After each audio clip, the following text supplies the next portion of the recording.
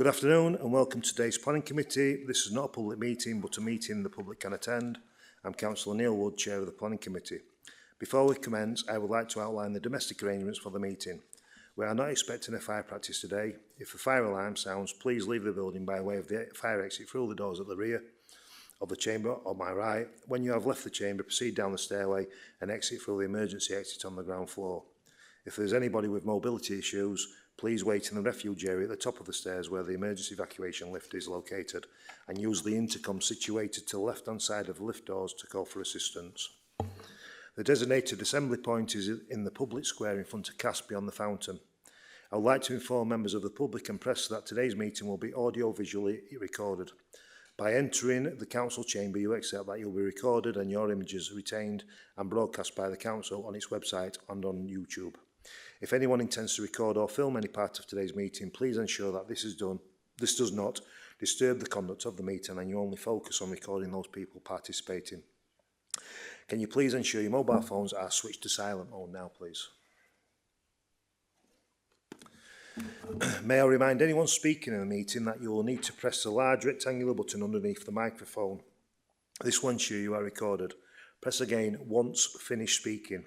The meeting is proceeding today on the basis that all members of the committee have read their agenda papers fully and are aware of what they will be considering today. If any members of the committee leave the chamber during consideration of application, they should ensure they do not take part in the vote on their return, as they will not have heard all the relevant information on that particular item. Thank you. So we'll start with item 1. Apologies for absence. Have we got anybody? Any apologies? Right, no apologies. Item 2, exclusions of the press, public and press. There are no exempt items on today's agenda. Item 3, declarations of interest.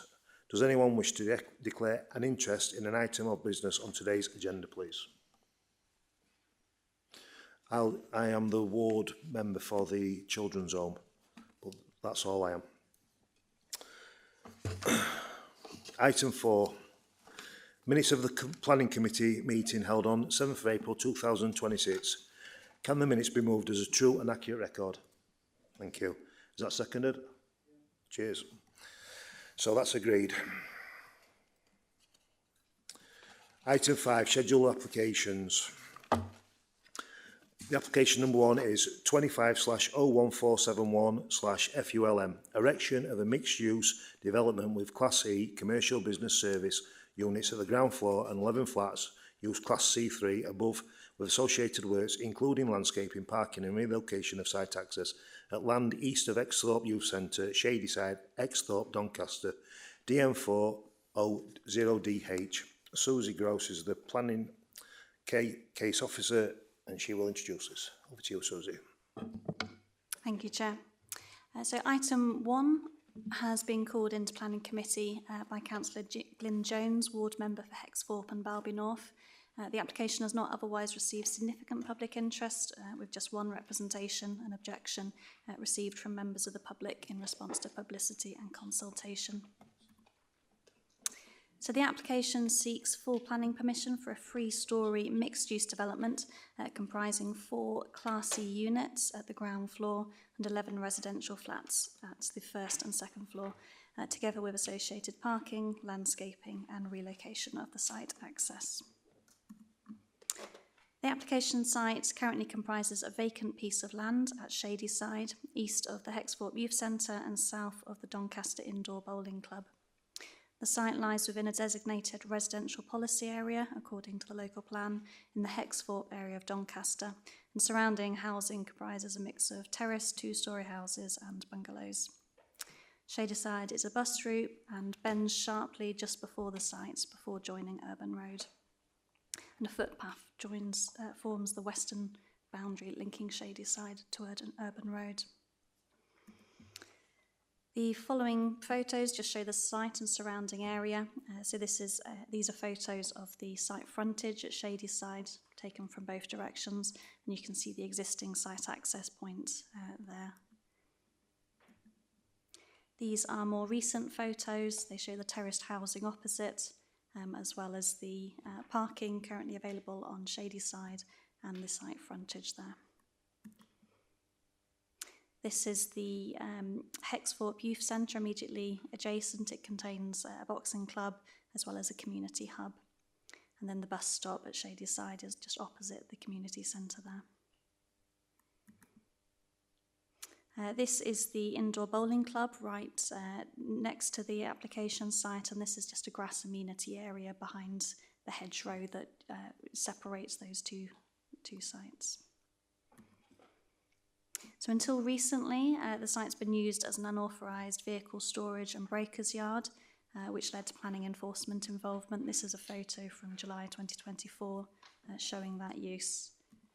And then this was a photo taken last week showing the existing site. As you can see, it is now vacant.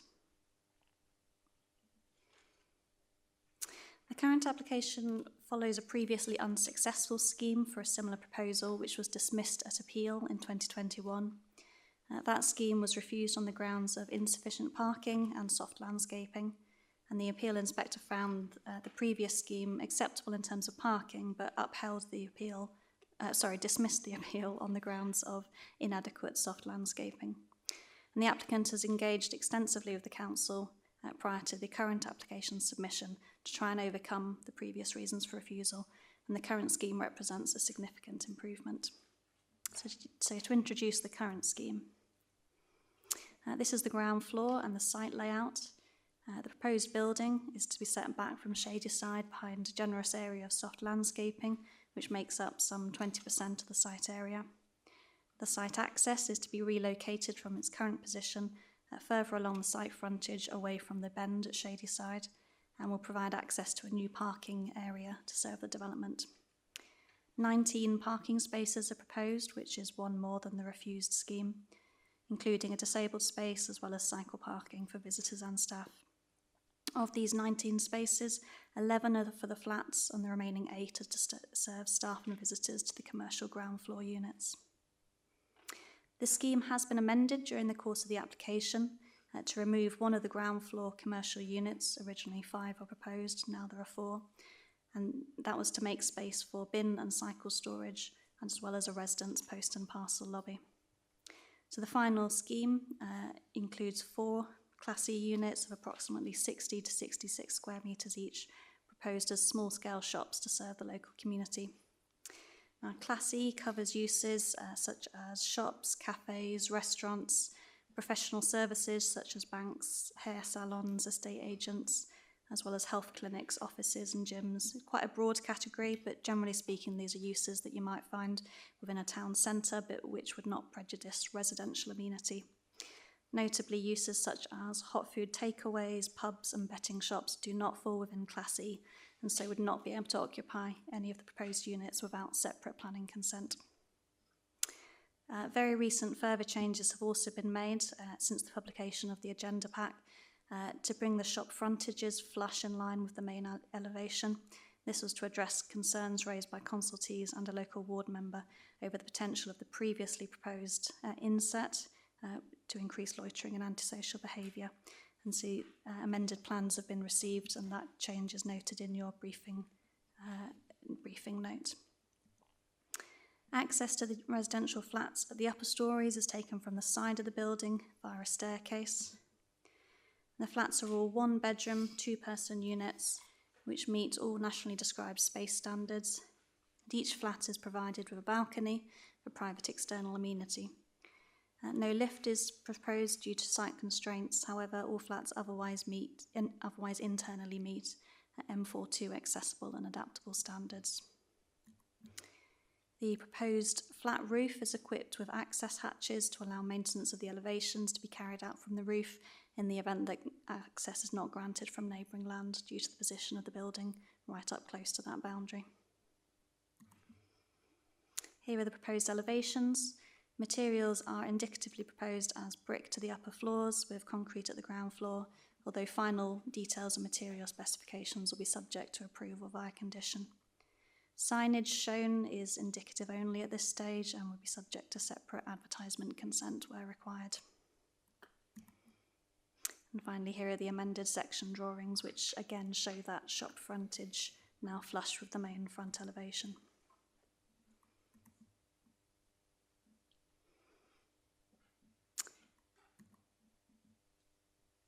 So it's moving on to the main planning considerations of the application.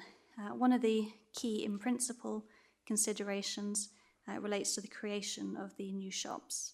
Policy 22 of the local plan seeks to protect Doncaster's existing network of town, district and local retail centres by preventing the creation of new out-of-centre shopping facilities. However, it does allow exceptions where shops are proposed to serve local community needs. The application has been supported by a thorough assessment of available facilities, which identifies that Hexthorpe as an area is currently underserved in this respect as it has no local shopping parade.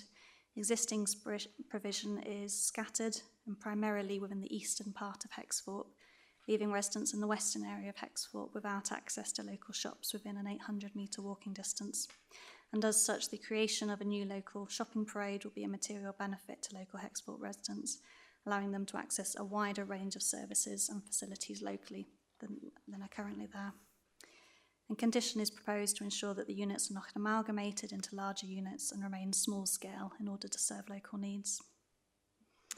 The principle of the residential element of the proposals is acceptable in this residential policy area, and the new 11 flats would contribute towards the borough's housing supply. Neighbouring amenity is protected through adequate separation distances that either meet or exceed the council's minimum requirements. Conditions are proposed to control opening hours and delivery hours to the commercial units to safeguard local amenity. The site is in a sustainable location, it's well served by public transport, and active travel modes are to be encouraged through the provision of secure cycle storage for residents and separate cycle parking facilities for visitors and staff. 19 parking spaces represents a technical shortfall below the council's parking standards. However, the council's highway officer, who is here today, is content to accept the proposed provision level in this case, given that the ground floor shop units will primarily be serving local residents, and so lower car trip generation can be expected, and because parking surveys have confirmed that there is sufficient space on the surrounding streets to accommodate any overspill visitor parking without causing unacceptable parking pressure or impacting highway safety. And just to illustrate this, here are some photos taken last week of existing parking capacity on surrounding streets at Shadyside and Eden Grove. And the situation is much the same as that described by the previous appeal inspector in his decision letter in 2021. So the site access point meets highway design standards, and its relocation further away from the bend at Shadyside is a material improvement over the existing situation. The design and layout of the proposals meet all functional requirements for bin storage, bin collection.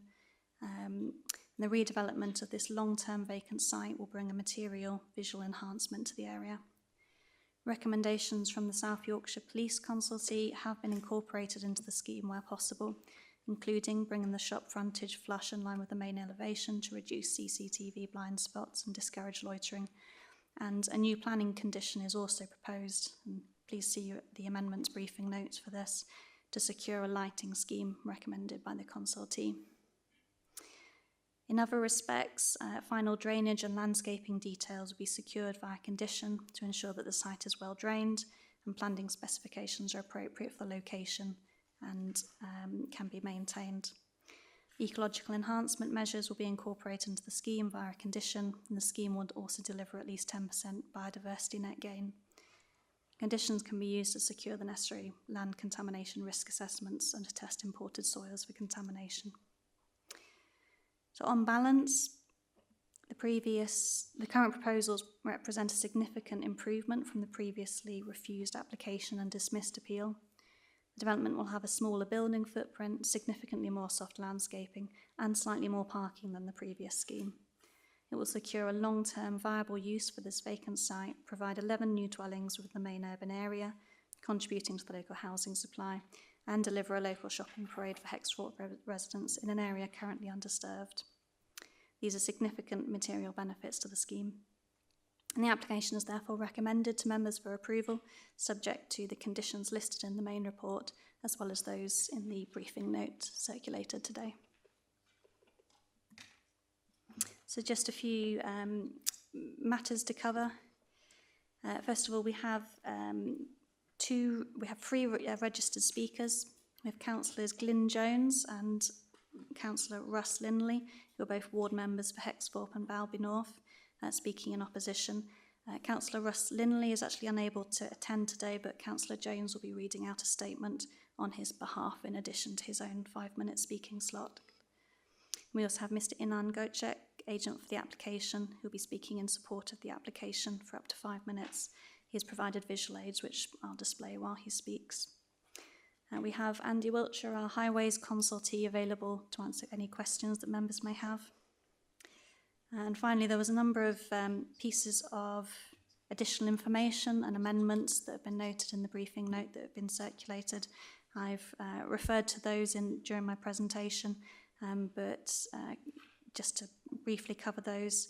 So they include amended plans and conditions to respond to concerns previously raised in respect of antisocial behaviour and loitering, further information on the previously refused application and dismissed appeal, existing local shop provision and the opening hours of the adjacent indoor bowling club and facilities at the adjacent youth centre, and those were in response to member queries. Attached to the briefing note are full copies of the refused plans for the previous scheme, along with the LPA's decision notice and the inspector's decision letter. Thank you. Thank you, Susie. As Susie said, we've received a request to speak from Councillor Glyn Jones, who's the ward member, in objection to the application. Glyn, this is now your opportunity to address the committee for up to 5 minutes. Please press the large rectangular button when you want to speak, and again to mute the microphone when you've concluded your submission.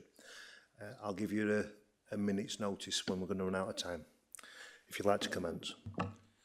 I would, Chair. Would it be okay if I read Russ Linley's statement out first? Thank you.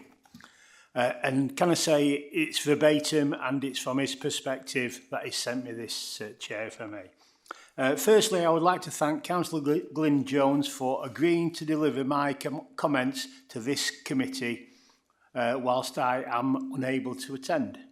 Recently, I have spent time canvassing around the immediate area to remind those residents of the proposal and to understand the residents' views on it and collate that information. Of those I spoke to, the results are as follows. No one was aware of either this upcoming proposal or the meeting for it. A few were aware of a previous application which was refused, and no one has been canvassed with regard to this application. The reactions to aspects of this proposal were as follows. Nearly all had concerns regarding noise, both during construction, as one couple both working nights, it was told, and following completion. There was a concern with respect to traffic noise and access, unlikely gatherings of groups, particularly at night. Some concerns of the types of businesses likely to be proposed arose, although preferences were for a local butcher, a bakery, or doctors, stroke surgery, pharmacy were mentioned. It was widely anticipated that these would not in fact arise. Some preferences for the area would be for green space like an adult park or garden or children's play area. A number of residents commented on the traffic, remarking that more traffic from tenants and their visitors, shoppers and the deliveries to those shops would receive, as well as fast food delivery services, which would have an adverse effect. It was also mentioned that traffic in the area was at times already busy and too fast, and safety was a concern. There is already a public bench stroke seat at the front of the area, which is routinely visited by noisy groups, often until the early hours, and a great concern is that this will be exacerbated by retail shopping facilities. In summary, those I spoke to were generally concerned about the adverse effects it could have on the area and felt the retail businesses it would likely attract and would not be beneficial to them, as there are other outlets nearby which they can already use. Thank you, Councillor Russ-Linley. Thank you for that, Glyn. And just to be clear, that was read out on behalf of Russ Linley because we didn't introduce it as Glyn. So I'll now introduce Glyn to put his presentation forward. You've got the same rules as before, Glyn, 5 minutes and a minute's with a warning. No, thank you. No problem. Thank you, Chair.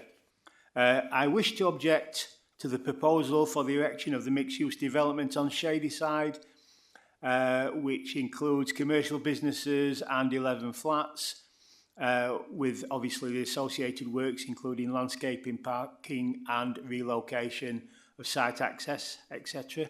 I wish to object because I believe that the lack of on-site parking is a matter, as there appears to be insufficient parking places for residents, staff and customers, and that's already been agreed by officers of the council.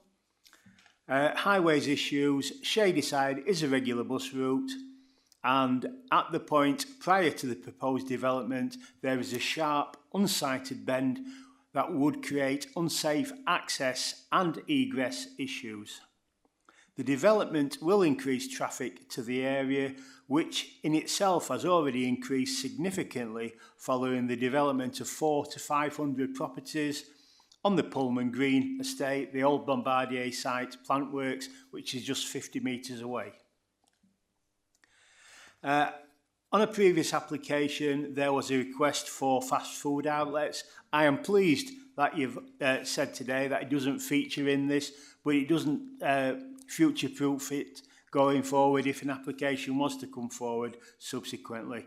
I believe there's enough fast food outlets already in the area, and having fast food outlets does have a negative impact on residents' quality of life close by. So I would be strongly objecting to that and the impact that it has on the area. Regarding the goods delivery access, there is a poor and very restricted delivery area that, in my opinion, is too restrictive to enable safe dispatch of goods to the premises. The area has a public space protection order. This area is subject to a PSPO put in place to reduce antisocial behaviour and the congregation of large numbers of people gathering.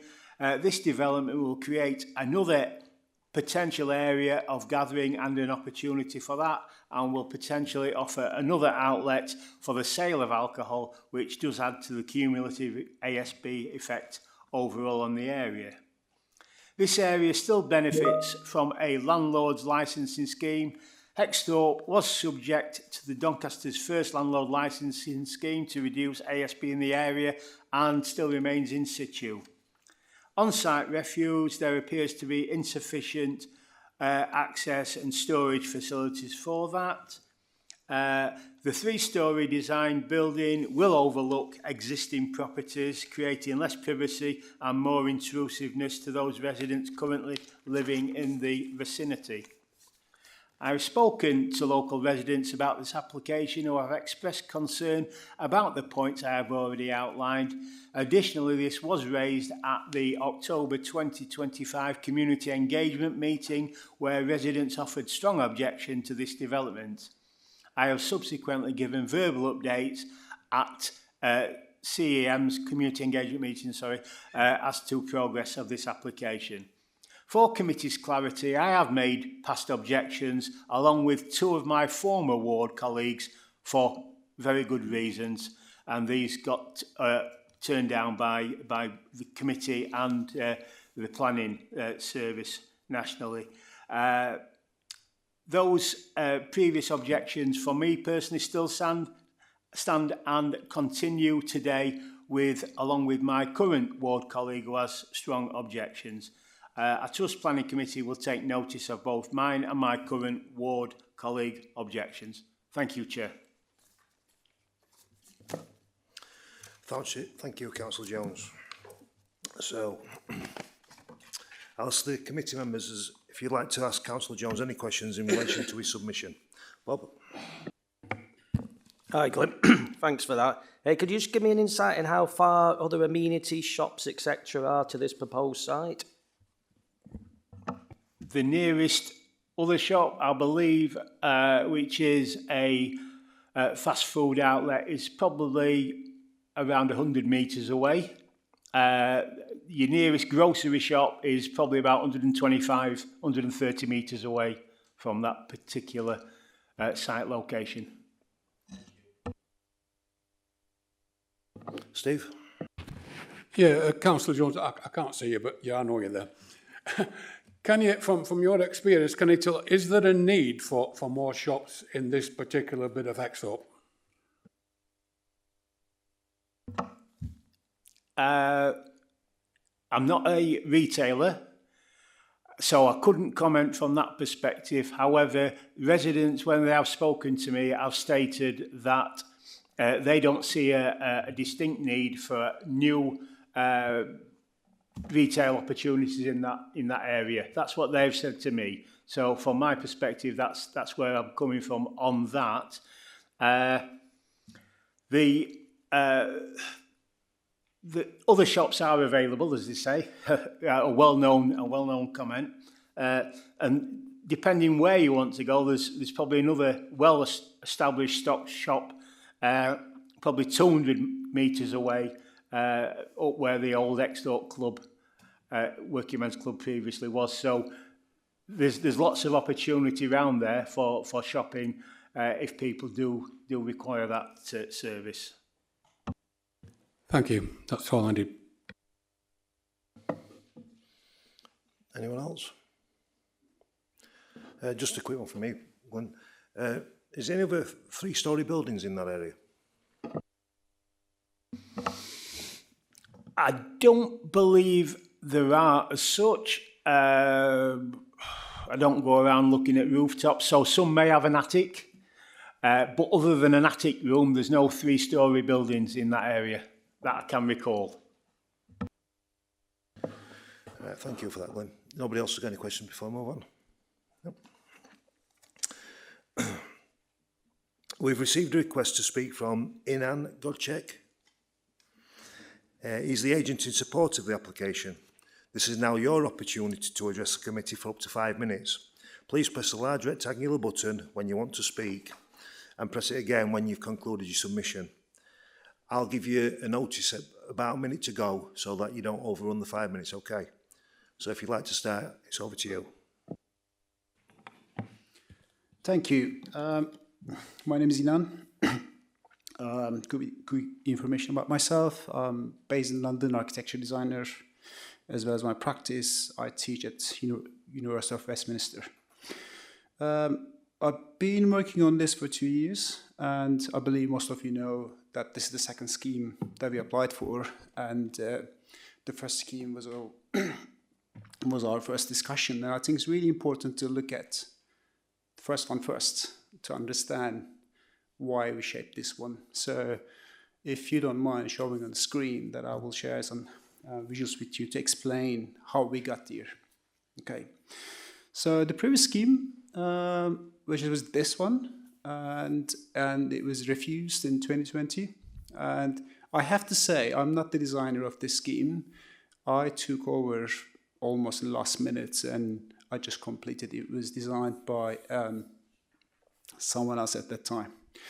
Yes, it is still a 3-story building, and as you can see, it is occupying most of the land. And if you go to next slide, please, that's the ground floor arrangement, and some numbers next to it. And if you go to next one, please, this is the first. This is the current scheme that we are discussing today. As you can see, the building is set back, and it creates this space in the front and offers much more greenery, and it sort of blends in with its material and overall feel, I suppose. Yeah, if you go to the next one, please. And this is the ground floor plan showing the 3 main elements: the building itself, the landscaping area, and the parking arrangement. And we've got the numbers next to it. So this is next to drawings are more like a diagram, looking at the key points. So the grey area is the building itself. and the green areas you see is the soft landscaping. So if you focus on the proportion of these two, you can see how little it was, the landscaping area. And if you go to the next one, please, then you see the difference. If you just do back and forth, just to compare again, the difference between two schemes. So yeah, and if we continue, thank you. So let's look at the numbers. So the first scheme was 470 square meter in footprint, and this one is 360. So we lost. I don't want to call it lost. I want to say maybe sacrificing or negotiating or improving, whatever you call it, but it is 110 square meters smaller. And we still have 11 flats, and the commercial units are now 250 square meters instead of 367. So it is a third smaller than the first one. And if you look at car parking, although the building got much smaller, we increased car parking space, reached to 19, and included a disabled parking. Bike parking, it was 3, and now it's 15. And the landscaping area, it was 14 square meter, but now it is more than 200. So we made it about 15 times bigger. So I guess what I'm trying to say is that how much we learn from the first experience, but also how we listen locals. We understand if there's something new, there's of course concerns, and of course this is something permanent, and the people's life will change forever. We totally understand that. But we listened to them, and we responded with this new scheme. And we didn't do it ourselves. We worked with professionals. We had the ecologist and transport consultant and planning consultant and drainage consultant work all together until we got the planning stage. But then we worked further with Doncaster planning team, and we improved. We made amendments and changes, and finally we got there today. If we can look at the ground floor plan again. Yeah. Sorry, that's your 5 minutes up. 1 minute. No, that's it, finished. Sorry, pal. Finished? Finished, okay, yeah. That's fine, thanks. Thank you for that. Thanks. I will ask the committee members if they wish to ask the agent any questions in relation to the submission.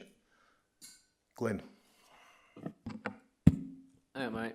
Do you not think with this landscaping that you're planning to put up front, when it gets established, it's just going to be another hiding place for antisocial behaviour people? I don't think it will be different than any other garden space. So yes, we create a landscaping space, and there will be people living there, and there could be, but there will also be people who would tackle with it, and it's going to be open space. So it is not, enclosed. So thank you. Anyone else? Bob? There's only 19 parking spaces for the 11 flats, 4 commercial units, which falls well below the minimum required. How many parking spaces are you envisaging for staff at these commercial units? 11 for the flats, so 1 car parking space per flat, and then we got 8 for the commercial spaces, which both comply with the planning policy. Yeah. How many staff do you think they'll be using these commercial units? It is difficult impossible to know, but they are going to be individual shops, and but this will be controlled. I have to mention the census 2021. That found out that actually almost nearly half of the apartment residents, have cars in Doncaster. So this is not what we think, but that's what census says. So in fact, in theory, half of the people would be using car park spaces. But there could be up to 8 staff, couldn't they, using them units, which could take up 8 spaces, potentially. Very unlikely scenario, but yeah. Yeah. On page 23 of the report, it's on paragraph 712, it mentions some of the limited numbers of available service in the area. It says there are no women's hairdressers, beauticians, clothes shops, butchers, pet shops or dining restaurants to serve the local community. Are any of these units likely to be used for any of the above? We propose them as non-food retail. So we won't have the power to control what people would run, but we can limit to what would potentially disturb people. So it could be a pharmacist, hopefully there'll be one. But I think naturally the businesses would work with the demand anyway. So if there's a need for women hairdressers, then I believe and I hope there will be one.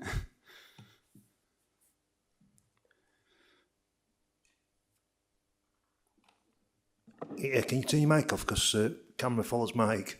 Sorry. So after you speak, turn your mic off, sorry. Sorry. Back to you, Bob. No, that's it, Chair. Thank you. Thanks, Bob. Chris? Yes, thank you, Chair. Just a quick question. The green space in front of the property, who is responsible for the maintenance and upkeep of that? I'm sorry, I couldn't quite catch that. Yeah, the green space in front of the property, who is responsible for the maintenance and upkeep of it? Very good question. There will be management for the building. They'll be responsible maintaining the old open spaces. Management for of the building. Yeah, but the question is long term. Who is going to cut the grass, maintain the trees? Is that the owner of the properties or the council, or you tell me? Apologies. The manager will be hired by the owner, and the manager will be responsible with maintaining the open spaces and the building itself. Thank you. Anyone else? Lynn?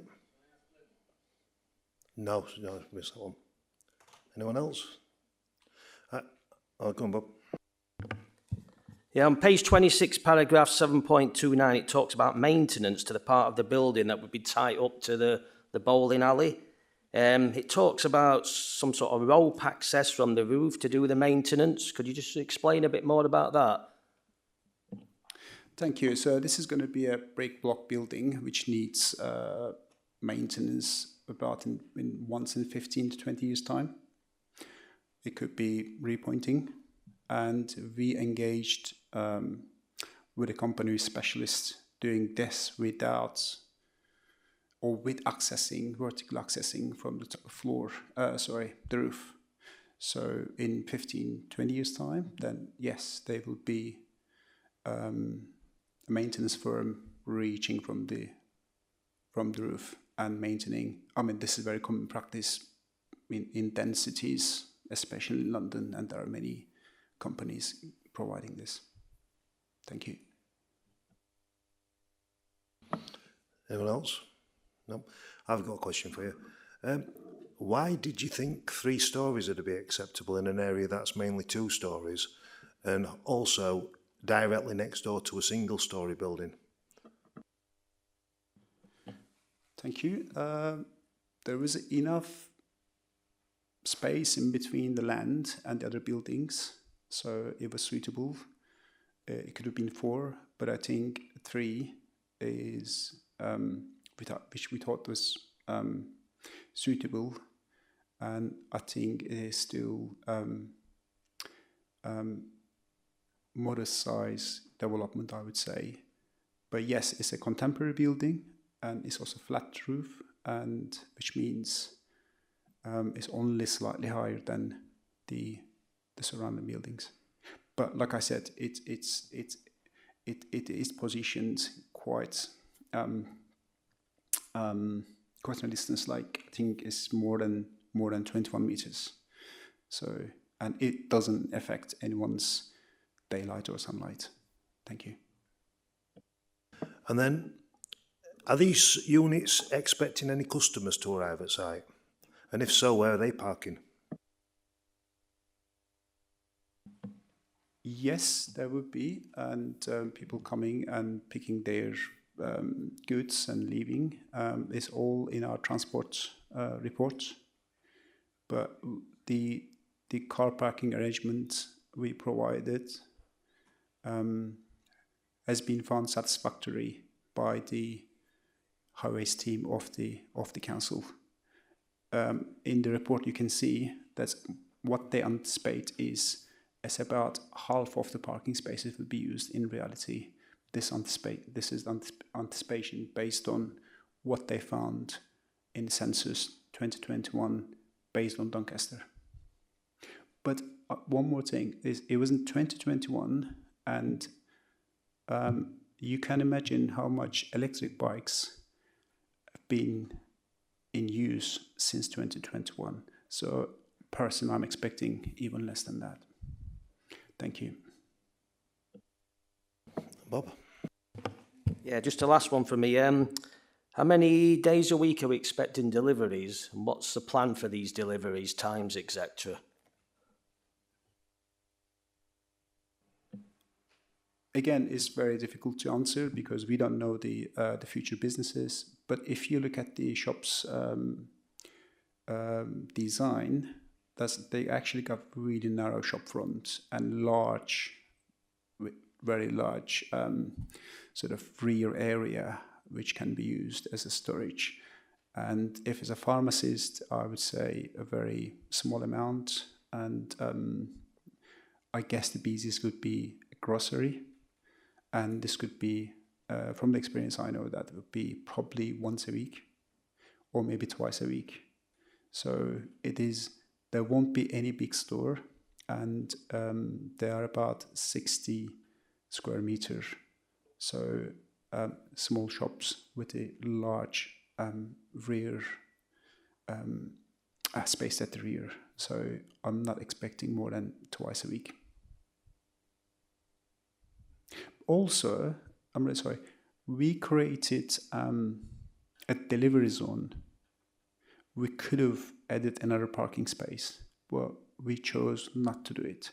So that means the cars coming in and reversing and then going back to the road.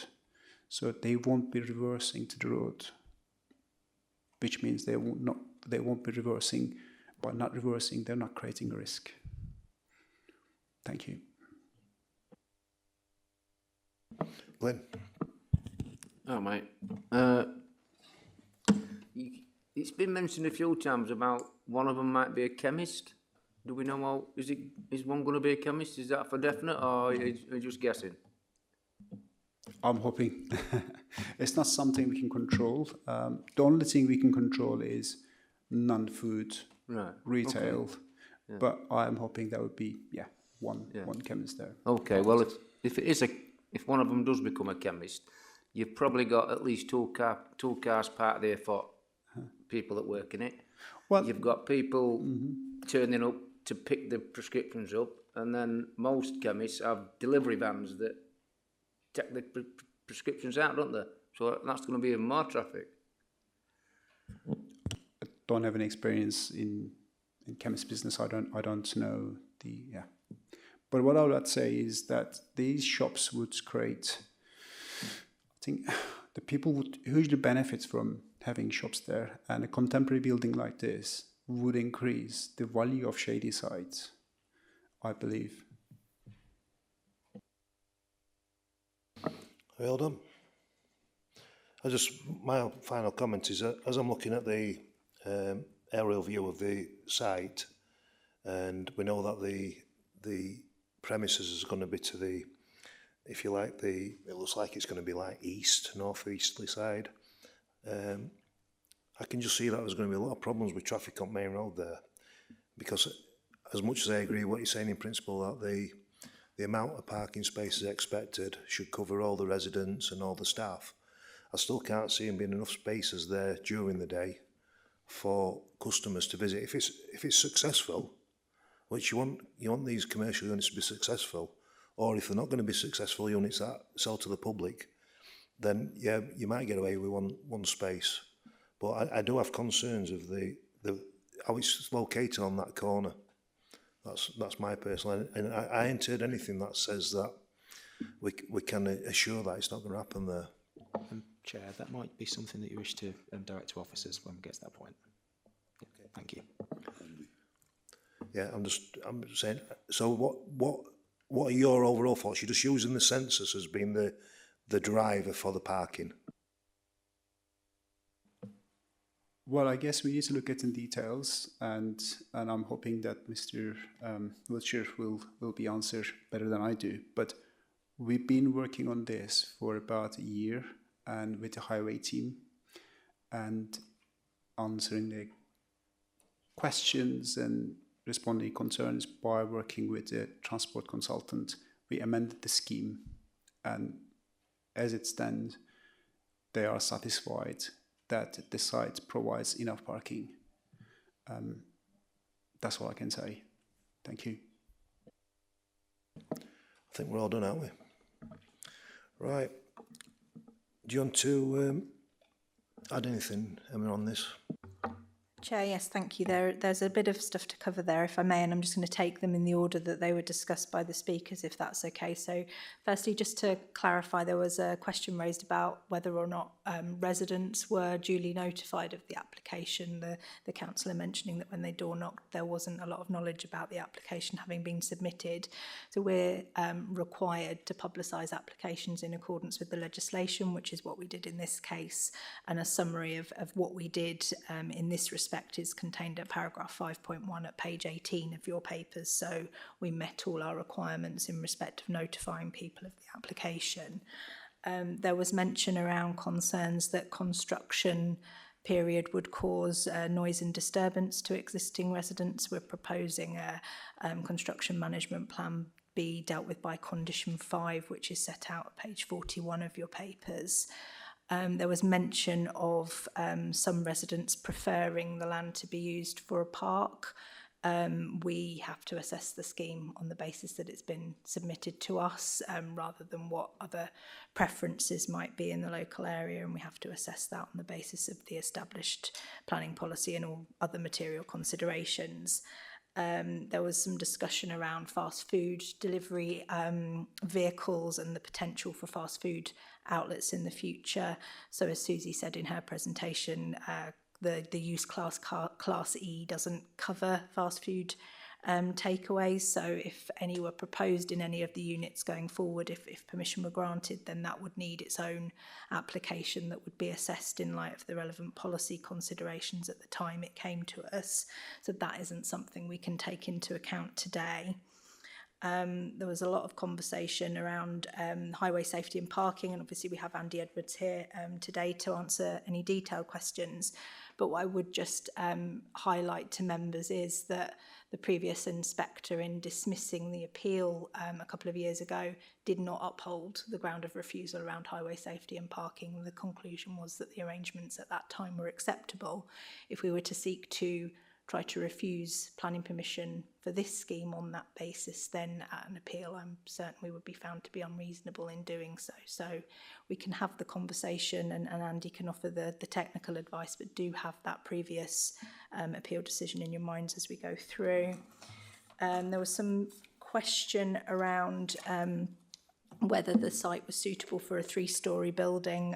We've assessed that as officers, and it's our professional view that this site is capable of accommodating a building of that scale on this plot, all things considered when looking at that particular context. There was also a question about chemists and level of parking. Obviously, we're just looking at the use class rather than individual shops. It could be any of those shops that fall within that use class, and it's those standards that we have to apply rather than thinking about more specifically what shops might generate certain levels of parking need and demand. And as I say, Andy Wilt should be able to answer any further questions on that in detail. I don't know if Susie had anything further to add. Thank you. Yes, there was a reference at one point. I think it was the agent about not putting non-food retail in the units. This was the sorts of Class E units in those ground floor. The sorts of Class E uses in those ground floor units was something that we discussed quite a bit before the item was brought to committee, and there was initially some discussion about not allowing food retail in, and that was to do with the specific parking requirements from that. But on balance, it was actually that wasn't entirely reasonable. It didn't meet the condition tests to limit food retail versus non-food retail. So yeah, the units could be anything within that Class E kind of category. There was also just some discussion about the landscaping at the front potentially being a new hiding place. One of the additional recommended conditions is a lighting scheme, and that was recommended by the South Yorkshire Police deciding out crime officer, and I would hope that would address any sort of issue in that respect by making sure that area is well lit. It's at the frontage, there would be good natural surveillance. There was a question about deliveries as well. So condition 16 stipulates the hours that deliveries can take place. So that's between the hours of 0700 and 2100 Monday to Saturday, and not at all on Sundays or bank holidays. And that's just to manage noise, disturbance, etc. to residents, both adjacent and above the units. I think that's everything. I'd probably direct to Andy Wiltshire just to address some of those questions that were posed about parking and highways. Andy, do you have anything to add? Yeah, when we're making an assessment for 60 square metres of retail space, then we have to be reasonable in what we're assessing, because 60 square metres only requires for food retail 3 spaces, because it's 1 space per 20 square metres. That's for the whole of the retail shop. And then 1 space per 30 square metres for non-food retail. It also 1 space per 30 square metres for business offices. So when you look at the overall spaces, then would it be reasonable for us to use the higher end for all the retail units? So when we're making a decision on that, then we're only looking at either 8 or 9 spaces for the entire retail development. Now that is local plan policy. It's not something I make up. That's local plan policy, which is page 319 of the local plan. So that's where we get those numbers from. So does it meet policy? Yeah. 1 space, less or more. So, and because we don't know exactly what those units are, we have to apply reasonableness at all times. So that's why what I'm saying to you is that it just about meets local plan policy, and is it reasonable when you're considering the whole of the units and what there might be the use of, then that's what we have to use, is a bit of common sense. In terms of the spaces for the flats, then 11 spaces for 11 flats is reasonable again. Now, how many of those will actually be taken up by residents of the flats? Again, is something that we have to consider. So, in terms of its location, access to buses, which is just outside, then is it reasonable that, do we actually apply the visitor parking as well? I would suggest not. And then the final decision and weighting we have to put towards this application is dealt with by the appeal. And as Susie said, what we have to consider, rightly or wrongly, is up to you, but the inspector has said that he is already satisfied that there is no highway safety issues relating to this. And the inspector's decision on the previously appeal, then that gives a lot of weighting. So our decision is based around a lot of things, as well as being reasonable, and there are no issues with the parking from my point of view. So that sets that. In terms of the access and the location of the access. I heard somebody say it was unsafe. Well, the previous access was unsafe. This is not. We've made them move it so it's away from the bend. So then you have to consider visibility displays, etc. So there's nothing in terms of that location, of that access, that gives me any concerns. So in terms of the numbers going to use that access as well, then you're only talking in peak hours, you're probably talking about 4 cars an hour. That's all that's going to use that access. That's in peak traffic hours. So will that cause an adverse impact on the highway? Absolutely not. So we have to keep these things relative. So yes, there might be an increase from its previous use, whatever that was. But relatively speaking, there is nothing that this development is going to do to adversely impact the highway network. So you can look at and argue two things in terms of the location of the bus stop, but what that bus stop does is give added sustainability to the development, so people can come and visit on a bus. The proximity to the town centre is within cycling distance. So there are lots of other things in our decision-making process that we go through to then come up with the decision that we are here today. Is that okay? And would you just like to mention deliveries as well? Yeah, well, deliveries for shops of this nature, again, what we find historically is that they're usually transit vans. So transit vans can turn round within the car park. And there is, as the agent has said, an area for turning. So, and also to consider, it is not an unsafe manoeuvre to actually reverse out onto an unclassified road, although we don't want it, and every development should make sure that we don't have it. It is not an unsafe manoeuvre, whether we like it or not.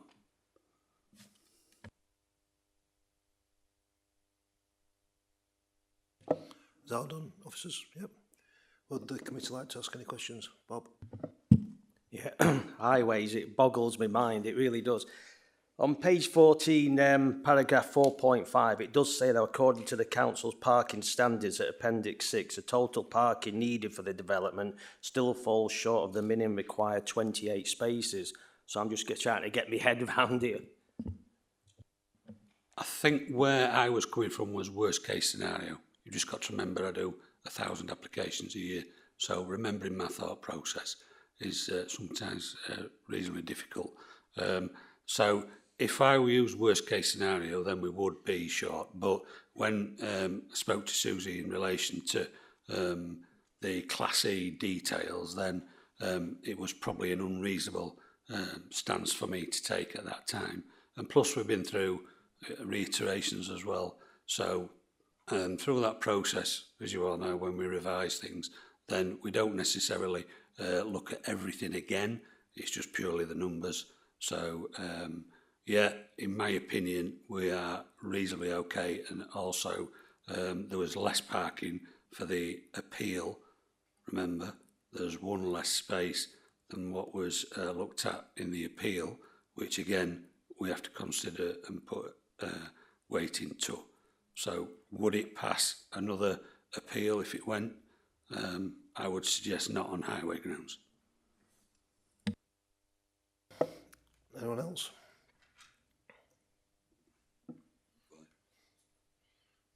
Oh, short, sweet, Andy, you survived that one. Right, is there a proposal to grant planning permission subject to imposition of...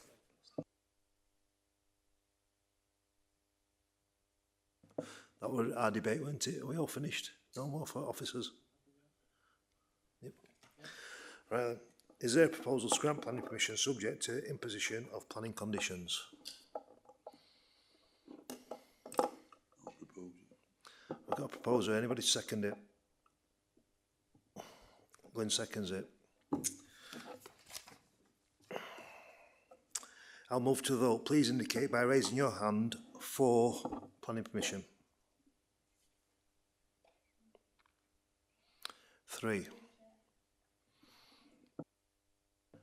Against? 2. Abstain? 4.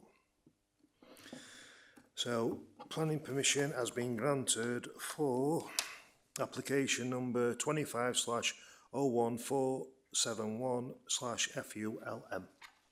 Thank you. We're going to have a bit of a break while we swap computers over. Okay. Let's say 10 minutes. Thank you.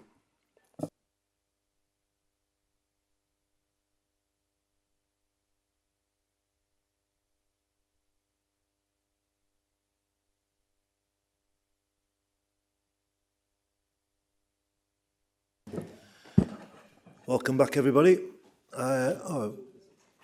Is it just yourself or just yourself? Right, we're going to move on to application number 2, which is 25/02511/COU, change of use from a 4-bedroom dwelling house, use class C3, to a children's residential home, use class C2, at 8 Thorncliffe Drive, Stainforth, Doncaster, DN7 5PX. Before we start this, I'm just making the committee aware, the applicant did ask to speak, but it was on the understanding he thought that we did it online, so he's unable to attend. Now, I've sought justification whether we should carry on or not, and I've decided that he's been given the opportunity, and likewise we've got an objector here who's made the effort to get here, so I think it's unfair to defer it just simply because the applicant hadn't arrived. So I've made that decision. Is that okay with everybody? Yep, thank you. Right, Mark Ramsey is the planning case officer. Will you introduce this item, please, Mark? Thank you, Chair. Good afternoon, councillors, ladies and gentlemen.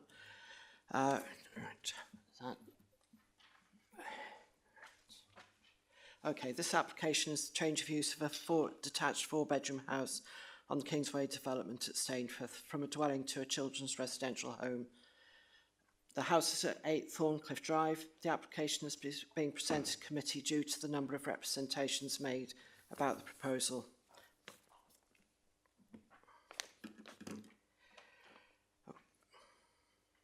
The house is a detached dwelling with a driveway from the road running down to the side of the house to a semi-detached garage, which has a single vehicle space for number 8. There is a private rear garden bounded by a wooden panel fence. I'll just run through some information about the building itself and start with some photographs. Building is quite substantial, 2-storey detached dwelling with a modest projection in the centre. This is the view, sorry, let's go on, right. This is the view from the frontage with the entrance in the centre, the driveway to the right with a gate to the garden at the back. The driveway serves 2 houses running to the semi-detached garage. The one serving number 6 is on the right of the dotted line. This is a view of the frontage with the entrance in the centre, the driveway to the right, this is a view showing the side elevation of number 8, which doesn't overlook either number 6 or the driveway. The submitted floor plans showing an internal layout for another unit on the estate, the only difference being the windows being built on the back and front rather on the sides. The ground floor is split largely in 2, with a kitchen diner on one side and a separate lounge on the other, and a toilet and utility area found in between. The 4 bedrooms plus a bathroom are on the first floor, and there's an ensuite also serving bedroom 1. Just for clarity, there's some street view images I've got which clearly show that the building doesn't have any windows on its side elevations.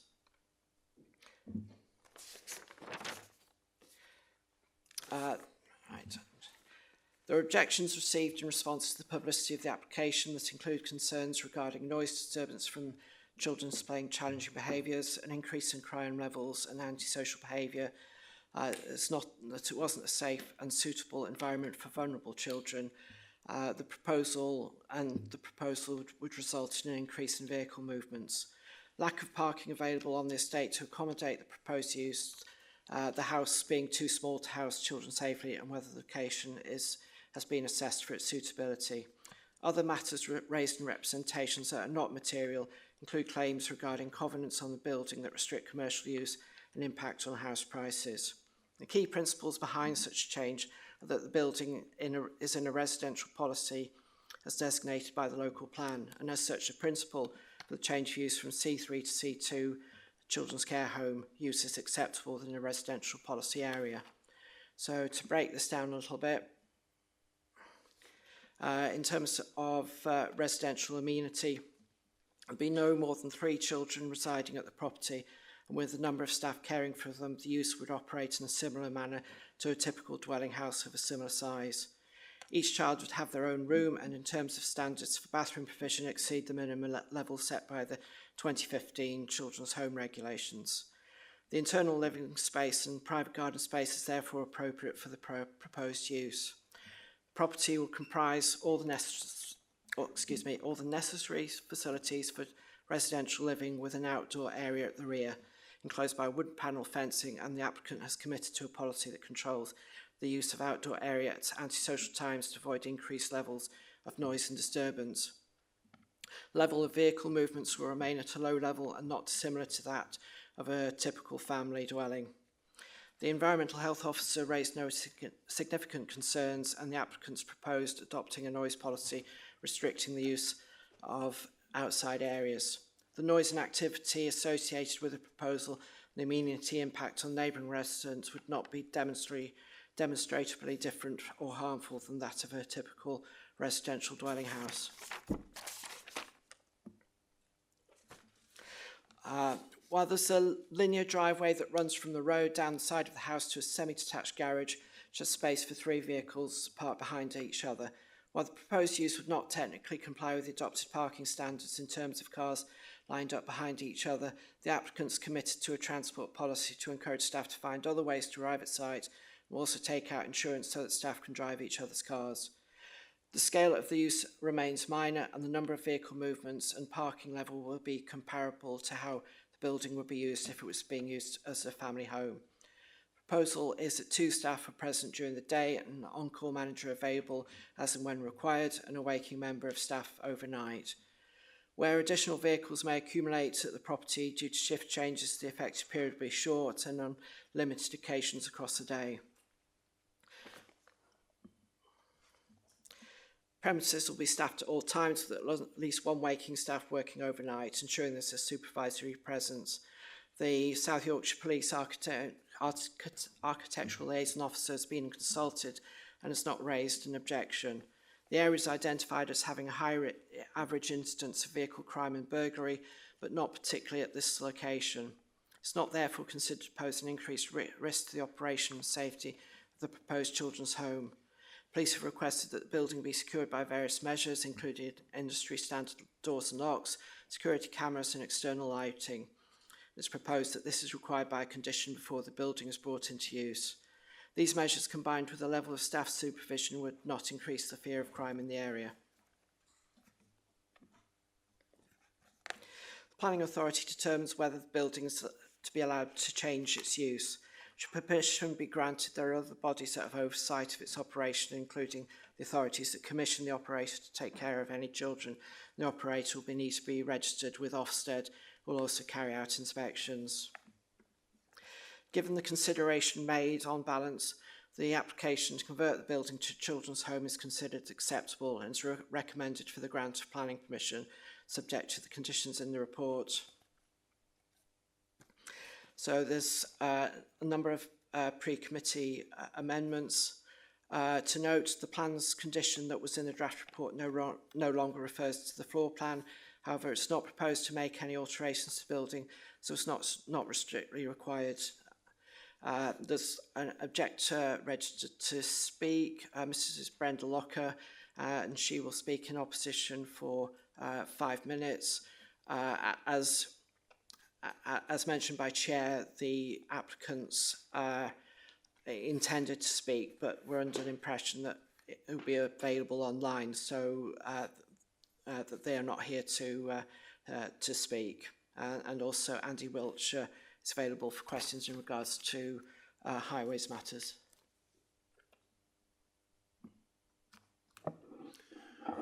Thank you, Mark. We've received a request to speak from Mrs. Brenda Locker, member of the public, in objection to the application.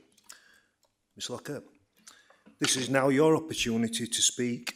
and address the committee for up to 5 minutes. Please press a large rectangular button when you want to speak and press it again to mute your microphone when you've completed. I'll give you a notice of about a minute to go if you look like you're going to overrun. Okay, it's over to you. Thank you very much. Good afternoon. I am in opposition to this application. First of all, I'd like to just show the general view of the property as it stands at the moment. The property has been vacant since December 2024, and for the past 18 months it's just stood empty. There's no maintenance being carried out, and the gardens are seriously overgrown. The actual owners have only been to the property probably about 5 times in the whole of the 18 months. And with the exception of myself, they have not met anyone in that locality. So there's been no interaction with neighbours or anything like that. And our concern is that now that it could be a business, it will be that staff will come from away, do their duty and go home. So there's still not going to be any local involvement. And these actual houses were built as low-cost housing to encourage families to come into that community and create a nice existence and everything. And there was just no mention that businesses could ever be carried out. And this is actually being bought as a business. Our main concern, though, is that we share that drive. And you may see from the pictures, it's a long, narrow drive. You go in, you've got to reverse out. There's no manoeuvring at all.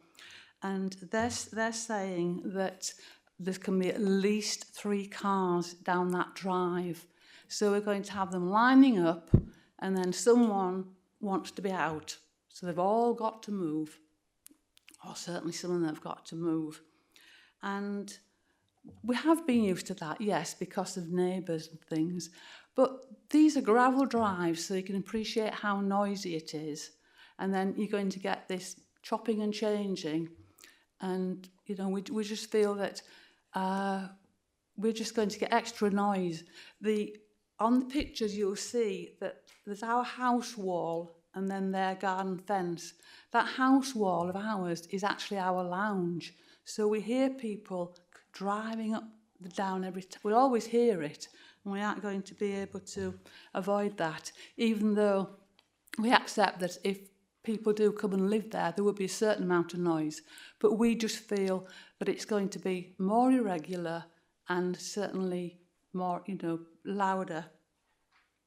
And the other thing is, unlike many people, we actually put our car in the garage. It's always in the garage. We just do not leave it on the drive, apart from obviously we want to go out, but it's always in the garage.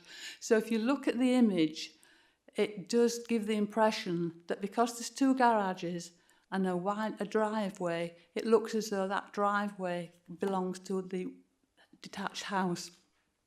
And we have actually had instances of people thinking that and the parking on our drive.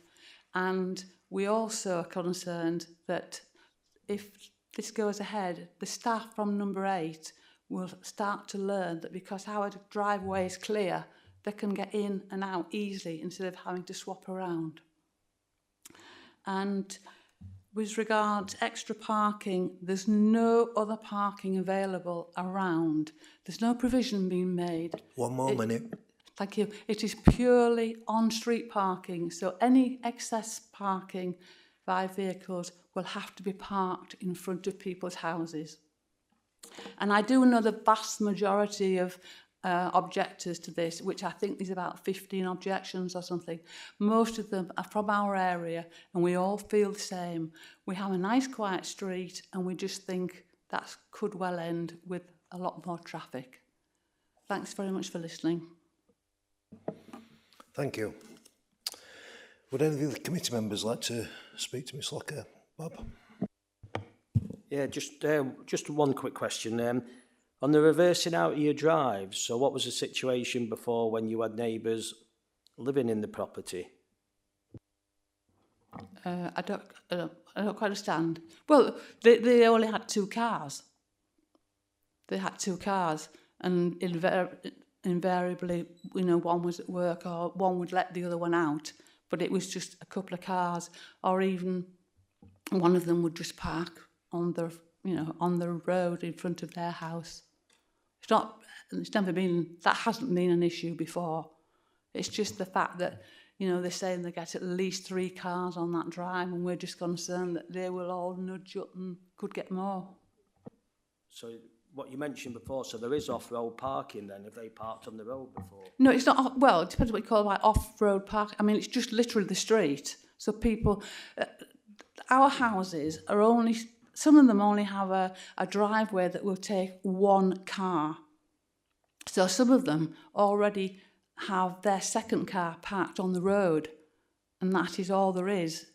Parking, if you have more than 1 car, invariably you have to park in front of your house. So if we get more than, say, 3 cars on this driveway, excess cars are going to be parked in front of people's houses. Glyn? Hello. Am I right in thinking that these people that are going to be working in the house next door to you, that they're on 12-hour shifts? I honestly don't know the details of how long they're going to be there for. I think that's what it is, isn't it? So they're only going to be changing shifts twice a day? Well, I don't know whether they're going to work long shifts or short shifts. The main concern is that when they want to, if they have to go out or anything like that, and I think they have said that they could maybe share cars and things, but I don't know how that will affect insurance on people's cars, because surely if you're asking someone else to be able to use your car, you can come under, having to declare it as a business and things. So I don't quite know that would be a successful answer to, car sharing in order to cut down the number of cars. Anyone else? Stowy, Isaiah? Yeah, just with the sort of parking situation, if it was used as a residential house, you say that obviously other houses on the road are used as such. For families, a lot of families have 2 cars anyway, so isn't it a problem that would be replicated regardless of the use of the property? Yeah, that's what I said, that that most people have 2 cars, so quite often one of them has to be on the street. It's just, if you look at the picture of this, you'll see how close we are going to be to this lineup of cars. And we're going to have our lounge here with a lineup of cars that will be moving at some point and everything, and we're just going to be hemmed in, is possibly the phrase. Yeah, but my point is more, would this not be an identical problem should the house be used for a family over the use for, obviously, caring for up to 3 children, is it? Oh yeah, I appreciate that, but a family will probably just, odd times and that. It's the shift change of patterns and things that we're more concerned about, and until we know how often that is going to be. I mean, some people aren't necessarily going to work 12 hours, are they? Some might only come and work 4 hours and that, and then we're going to have it's just the additional, presumably, welfare visitors, and how are these children, are they going to be educated on site, and teachers, and, apparently Ofsted are going to have to come and things like that. Yeah, did you also say you've heard nothing from the owners and the people who are planning on running it about possibly these shift times and who's going to be there?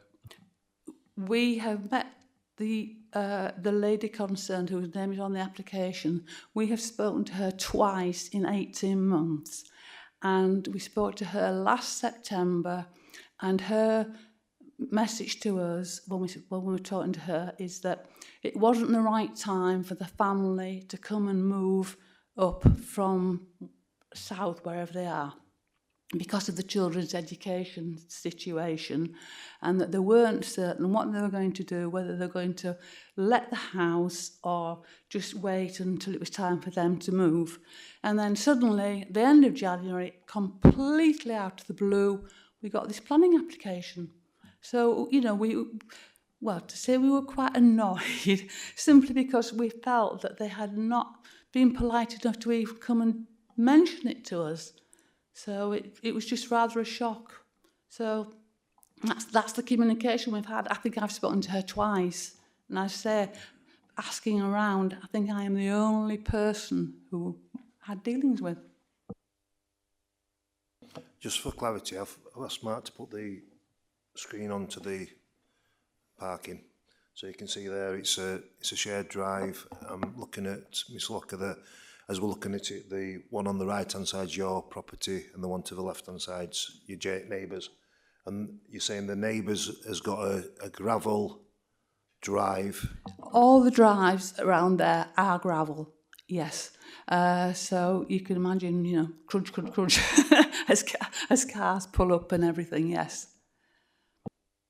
And is it fair to say, and you're saying that it will accommodate 3 cars, but what you're saying is that the 3 cars would actually have to come out, if the first one's next to the garage door, the 2 behind it would have to reverse out, or otherwise they're going to be cutting over your drive. Exactly. And the thing is, what happens if they get 3 cars at least on the drive, maybe even 4, and someone wants to be in that garage?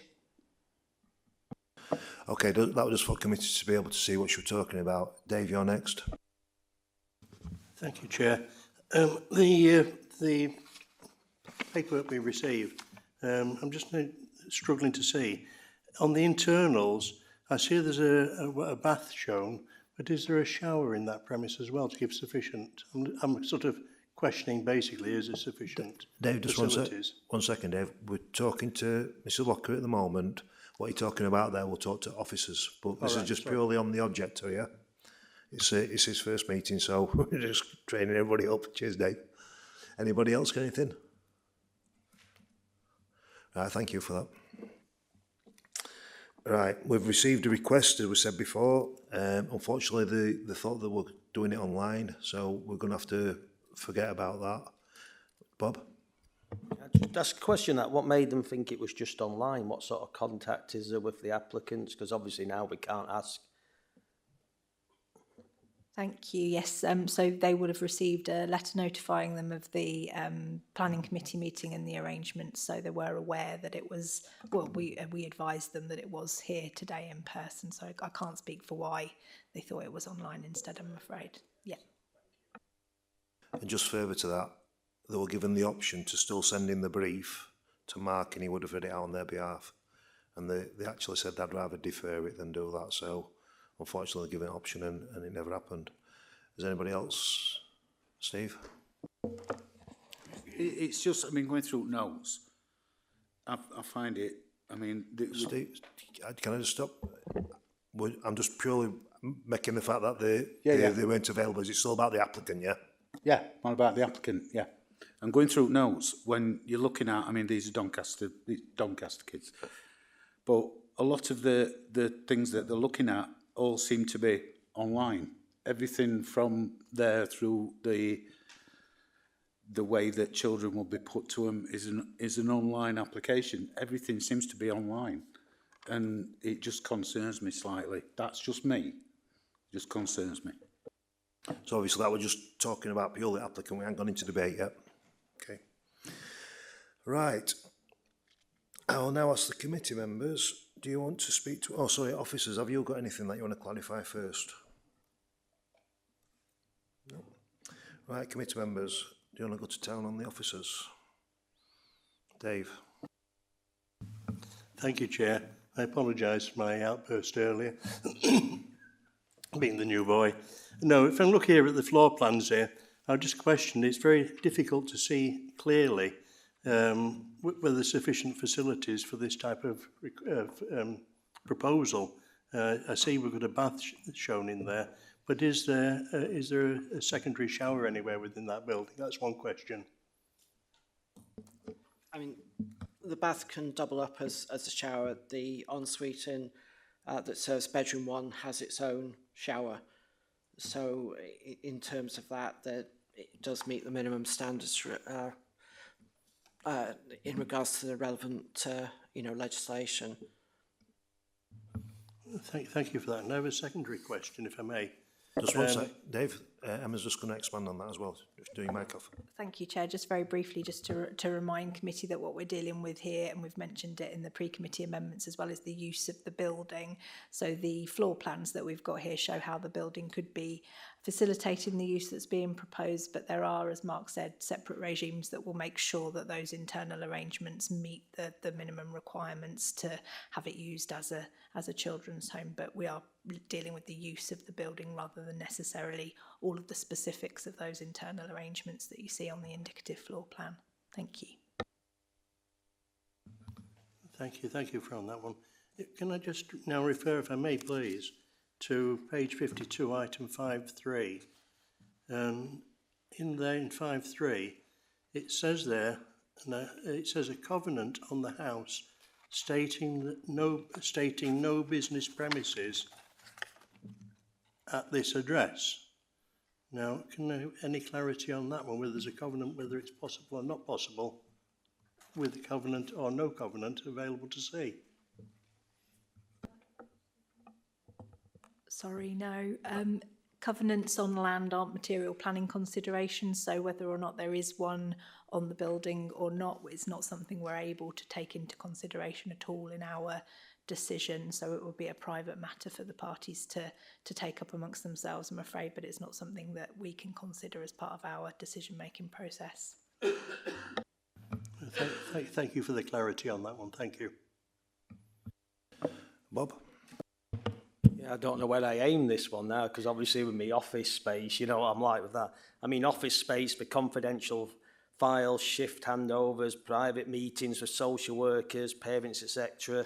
I mean, it mentions on page 67, paragraph 729, that will be case management meetings that will take place for all the children, but not at the same time. So I can't ask where these, meetings will take place, or.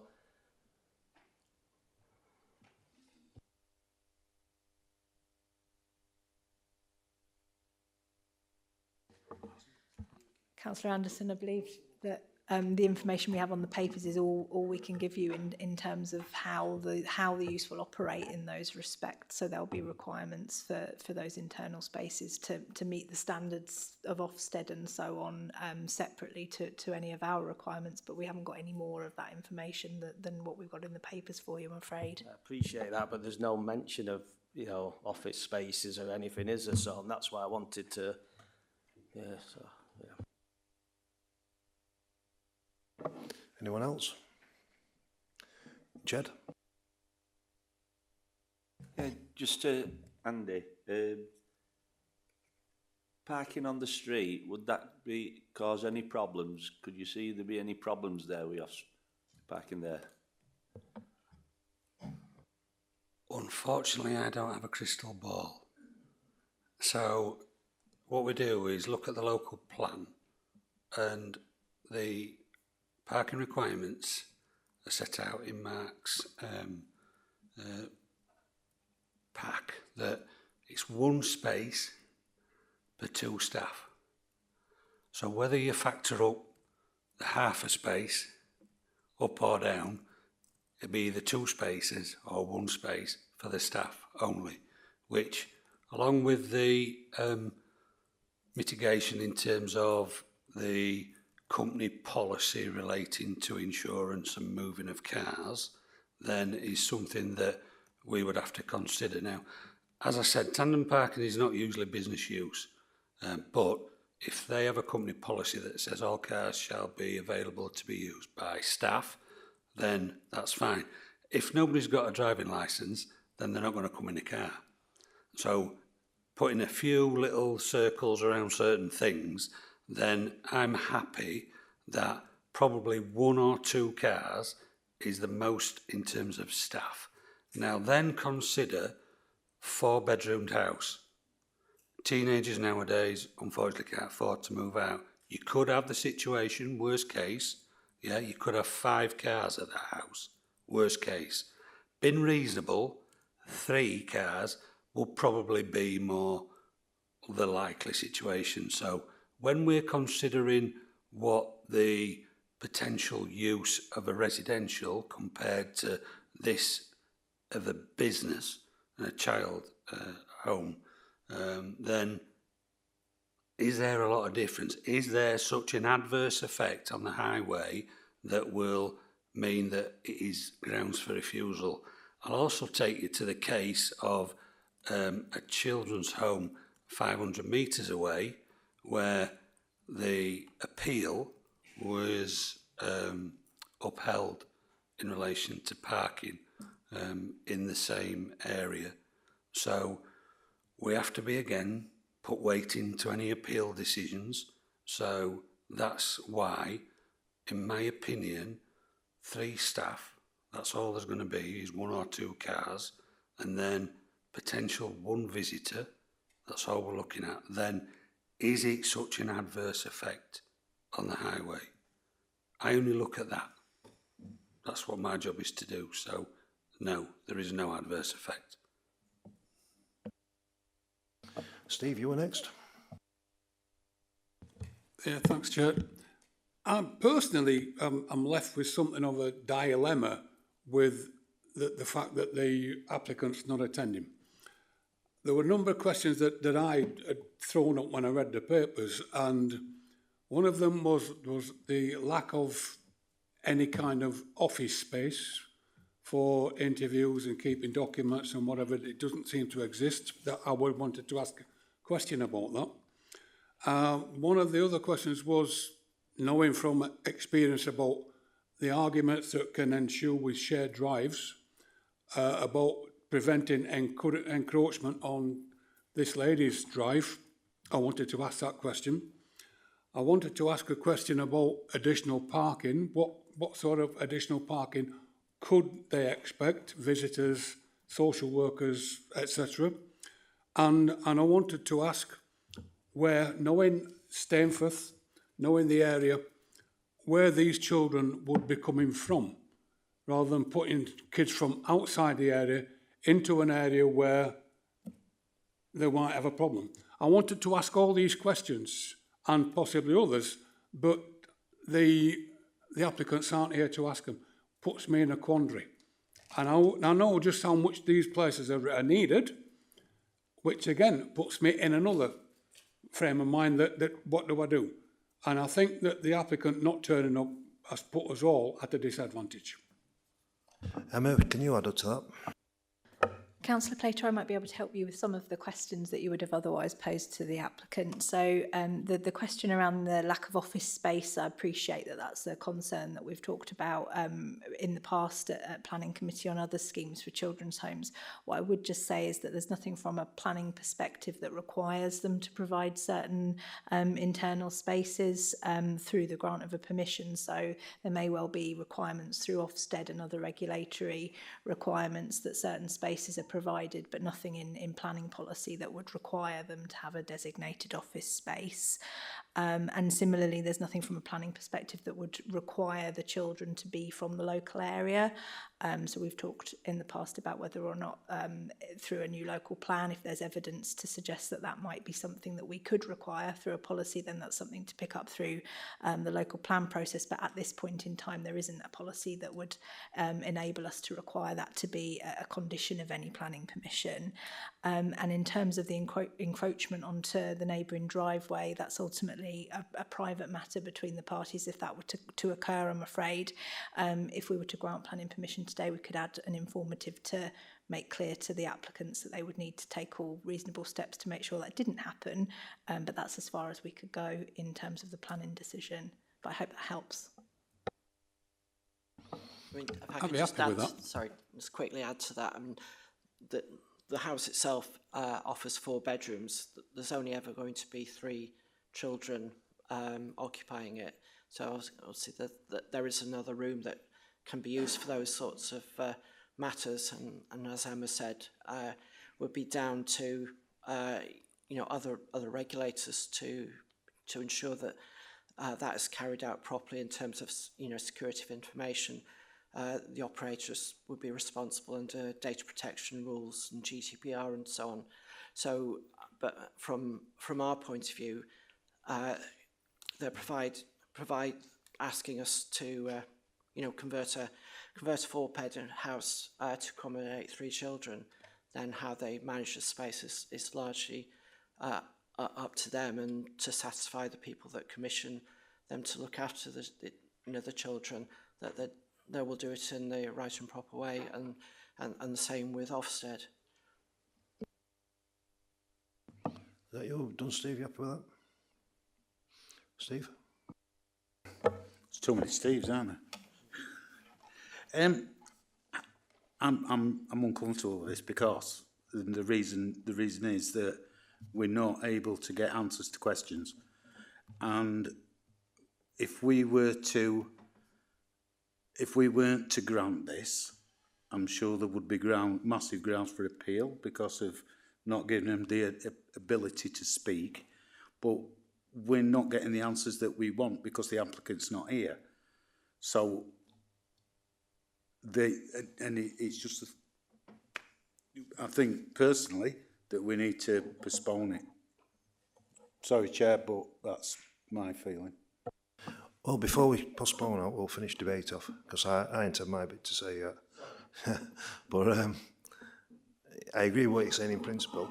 I think the applicant were given every opportunity to attend, and it's them who's let us down.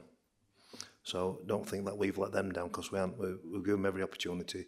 And the fact that Mark asked if they wanted to send up some sort of speech, he was prepared to read out. So no different to Russ, he had the opportunity and he gave it to Glyn. So I think it's fair to say that they did have the opportunity. But before we go down line of postponing anything, one thing that I want to add is that I'm aware of Stainforth.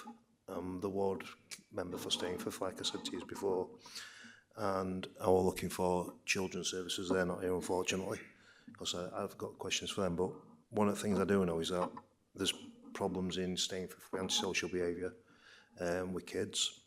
And what I do understand about these children's home is that these kids are vulnerable and they could be exploited.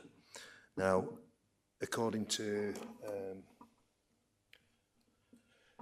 the South Yorkshire Police Planning Consultation response, which is attached to this actual application, it's come from, it's been sent to Mark, and it's come from Paul Setterfield. He's the Designing Out Crime Officer. He says that with reference to antisocial behaviour and crime, he uses open source sites like police.uk and ONS for information regarding crime in Stainforth. And he does accept that it's at higher than average antisocial behaviour and criminality. Now, I've been onto the site and done a bit of a deluge through the information that's there, and the site only offers information. This is the police.uk site. It only offers information up to the March 26th, so it's as though it's running like 2 months behind. Typically, the incidences rate from 80 to 155, but you could say that the mean is about 100 to 120. And I was looking for specifically things that I think could affect kids and their vulnerability. So the one obvious one to me to start with were antisocial behaviour. But when I actually went onto the site and looked for antisocial behaviour, alarmingly I found out that the real problem, or the bigger problem in Stainforth, is actually violence and sexual attacks, sexual assaults. And between both antisocial behaviour and violence and sexual assaults in Stainforth, it's running between 60 and 75% of all crimes reported. Now, that for me tells me that we've got problems in Stainforth, and we're bringing vulnerable kids into Stainforth. It could have an effect on them. So it was our police engagement meeting last Friday. So I attend, it's every 2 months I attended, and I actually asked the inspector, Alison Carr, why she's not put any objections in against this development.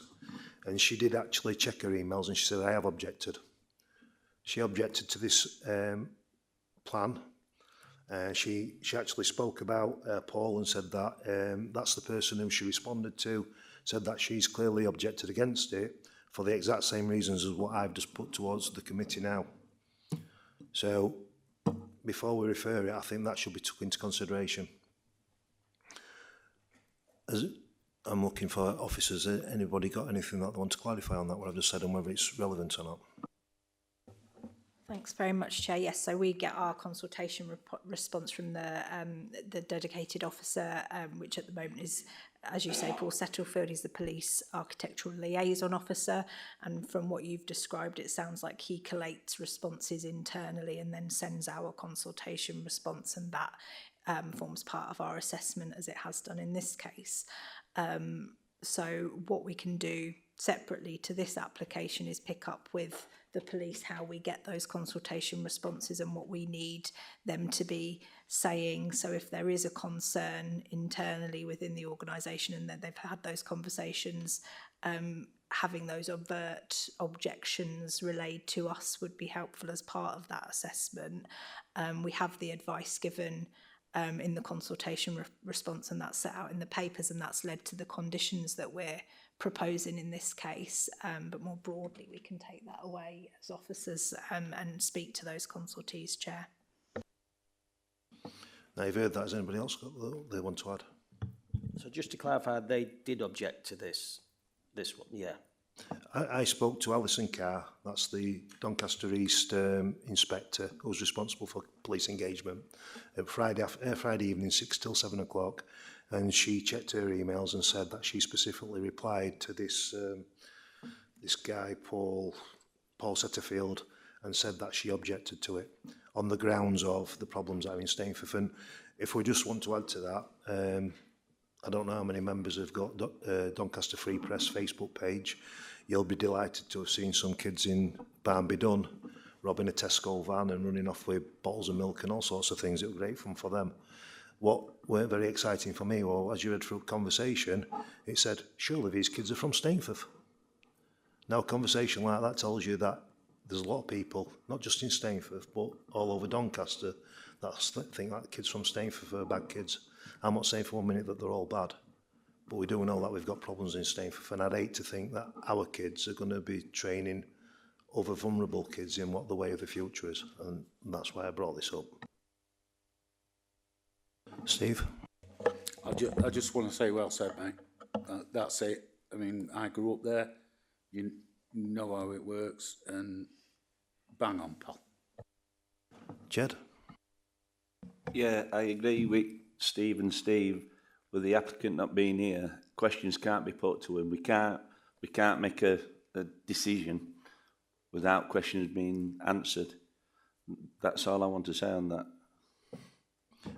All I say is that the questions that would have been asked, we've already been told by officers. We can't influence whether there's going to be office space, 2 double bathrooms, 3 cars on drive or anything else. At the end of the day, that's for them to decide. And there's other bodies such as Ofsted that will actually have that say. We can only say what we understand of the area, what our experience is, and whether we think this is a justified planning application, which is what we're here to do. And like I've just said, from my personal own opinion, regardless of what anybody come in here and says, oh, we'll put a massive office in, we'll have best furniture you can buy, carpet, stickers, garden grass, it still won't get away from fact that their little Johnny or little Dave or little Susie or whatever is going to be mixing with kids who walk around with possibly some of them are tooled up. We know that they're quite capable of pinching cars. And something else I never added is that there's a youth, or the Warrior Youth provision in Stainforth that's been withdrawn because the kids have been told that, or it's been reported that these kids have caused £10,000 worth of damage to a youth facility. And as a result, now Stainforth ain't got no youth facility. If you remember last week in Chamber, I did actually bring this up, that we've been without one now for 8 weeks. And these kids' hands are running idle, so they'd love to see a children's home to get hold of and probably push it through a bit more. Do you want to say something first, Emma? Thanks very much, Chair. What I would also like to say about you having the opportunity to ask the applicant questions, even if we were to defer for a cycle and come back, we can't compel the applicant to turn up and answer those questions. They have the right to come and present their case and answer questions, but we can't make them. So use us as best you can to answer those questions, and we'll do so. If you feel like you need more information from the police and to make a decision on the things that Councillor Woods talked about and the fact that you're concerned about bringing in potentially vulnerable children to an area that experiences higher than average crime, then I think that would be justified, and we can take that away and do that, but I wouldn't defer on the back of wanting the speaker to turn up, because we couldn't make them do that, I'm afraid. Thank you, Emmett. Isaiah?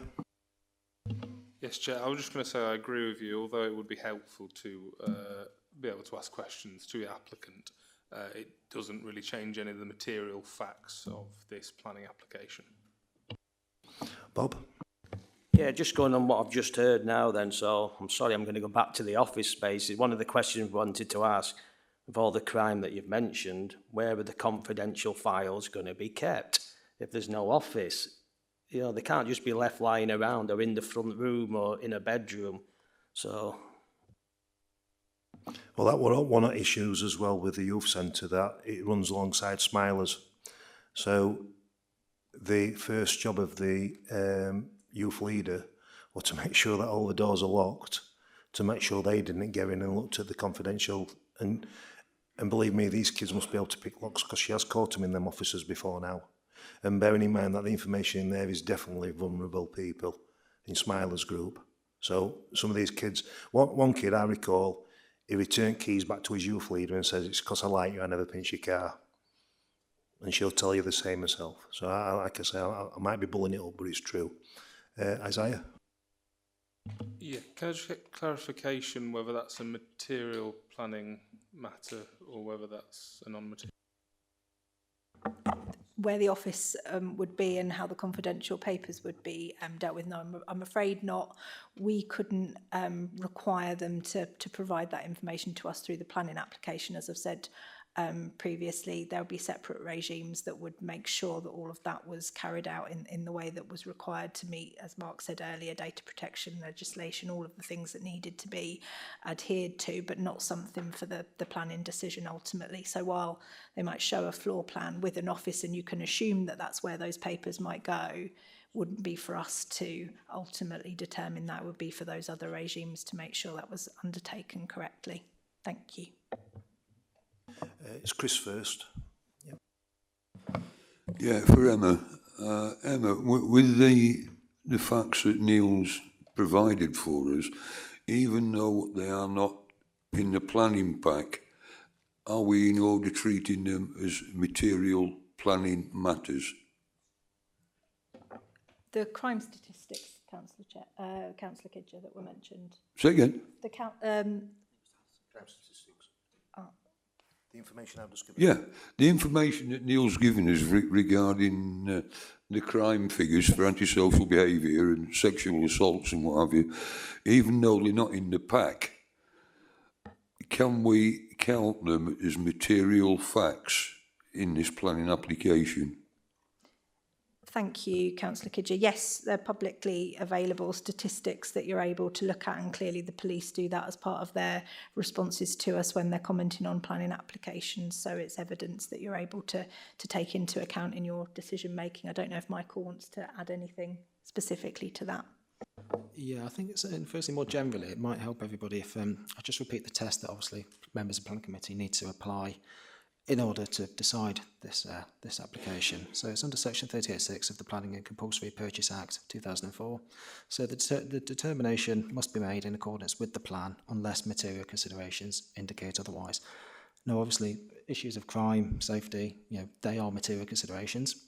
We are expected to listen to the experts, the evidence of the experts, and certainly the advice that we've given before is that if the evidence is this is not a concern, or this is a concern that can be dealt with by condition, that should be satisfactory as material planning consideration. Obviously, what we've heard today is that there's a disconnect between the evidence that the police have provided and the numbers that they're relying upon. So certainly, it is a material planning consideration. Whether you've got enough today to make a decision to approve or refuse permission, my view is that I doubt that. And certainly my advice is that it may well be appropriate for a motion to be made whereby we defer until the next committee and give the police the opportunity to attend and to explain themselves effectively. Bob, you were next.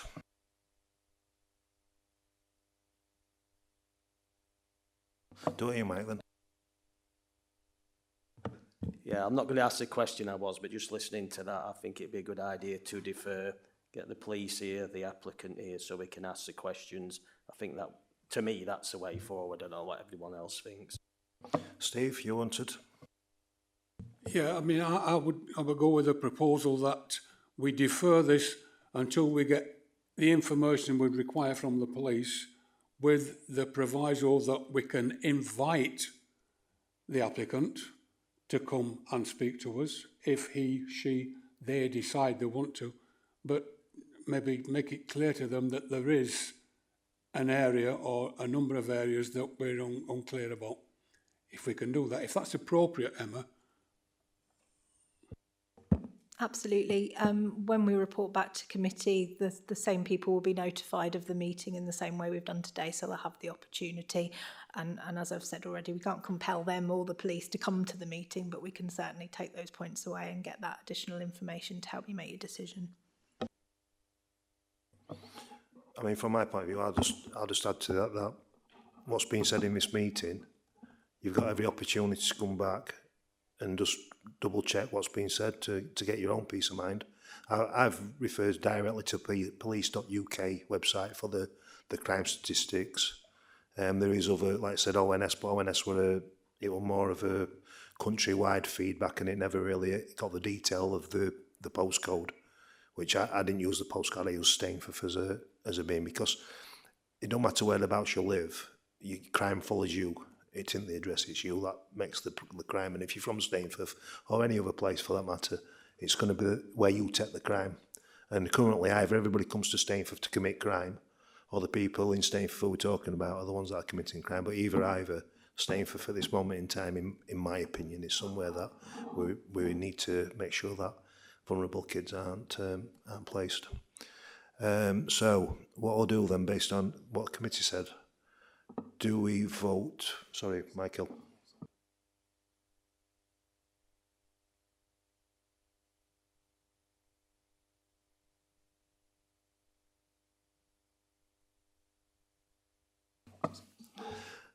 Steve?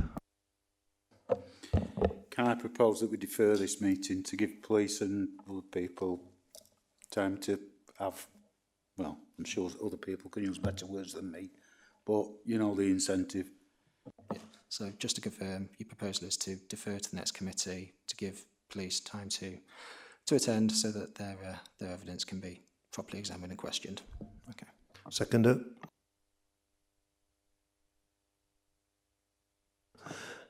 Well, we'll give everybody opportunity to attend. I mean, children's services as well, they could attend. But right, so we'll have a vote then. Are we deferring this? All those in favour? 6 for, them against. 1 against, abstaining. 2. So it's carried that we're going to defer this to the next meeting. Emma? Just to follow up on that very quickly, Chair, officers will obviously take all reasonable efforts to get those people in the room next time round, but we, as I say, can't compel them, but what we will do is make sure we engage with them, and if we're having to give you information on the papers, then we will do, but we certainly will use all best efforts to make sure we can get those people to committee. Thank you. Could I just ask, please, Chair, what outcome would there be if like, they don't turn up? I mean, we'd still be in the same position. So we'd see what information we could be provided in addition. So we'd then be saying, you know, in our papers what that information was. We'd append the relevant bits of information, and then it would be up to the committee to make a decision based on all of those pieces of information on the merits. Jed? Yeah, when you said about the social workers, I think that'd be relevant for them to come, because as you quite rightly said, Stainforth is a high area of antisocial behaviour. It'd be good to hear their point of view on where it's situated and how it could affect the children that do go into that, should they go into that home. I think from the officer's point of view, I don't know how many consultees, I'll just put a number, say 30. Whatever consultees they ask, they'll be given notification that this is coming back to committee. I'm guessing I'm looking for them to shake their head or nod it. Yeah. So they will be invited. It's up to them to turn up though. And can I take opportunity for Mrs. Locker? Thanks for turning up. Unfortunately, we can't make a decision today because we need some more information. But what you did say earlier were appreciated. And if you can make the same time next time, you'll be invited to come back. It'll be appreciated. It's just dependent on when it's going to be as to whether we're available, you know, away or anything. Presumably you'll let us. You won't know any dates yet. It's June 23rd. It's June 30th at 2 o'clock. No, we're away. June 30th, 2 o'clock, sorry. June the 30th? Yes. Just make it back. Well, I'm sure there'll be other objectors that might want to come, so they'll be given opportunity as well. Yeah, having spoken to most of the other objectors, the problem is obviously the timing, because most of them are, young people, families and so on. So that's why us old folk are here to tell you. Also, just to make you aware, all these committee members have heard what you've said. So even if you're not there, they'll recall exactly what's been discussed. They'll take it into consideration. Every one of them has heard about the shared drive, the noise on the drive, entry and exit to the building and all the other stuff. It's already now in their minds, so that'll be already in their decision making next time, whether you arrive or not. Okay. Oh, that's fine. So what I said today earlier becomes part of that meeting. It isn't just, it was set today and it won't be brought forward or anything. Yeah, it still stands, and these guys will take that on board and into consideration at the same time. Yeah, that's lovely. Thanks very much. Okay. Isaiah, what did you want to add? The end about still taking what she said today into account. Right, so that's that one over with. We'll have 2 minutes.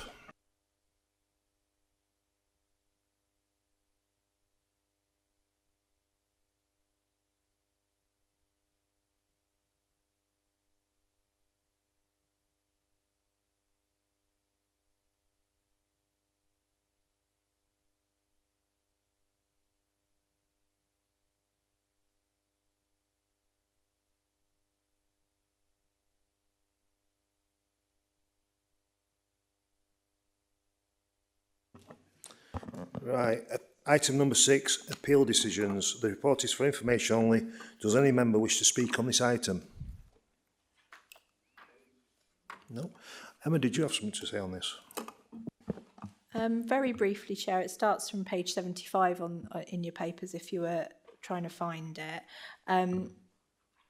Appeal decisions, as you would have heard from today, are material planning considerations when we're dealing with similar applications, either because they're on the same site and they're revised schemes following a dismissed appeal, or the issues raised by an appeal have similar issues are raised through a planning application that we're considering. So you had some discussion on the first item about a previous appeal decision, what the inspector said on that scheme, and therefore how that carries forward into our assessment on the latest scheme.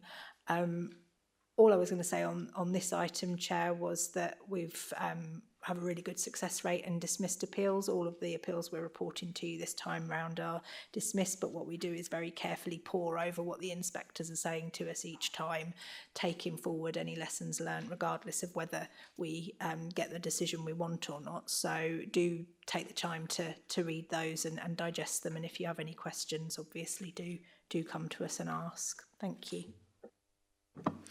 That's called chucking Emma in deep bit.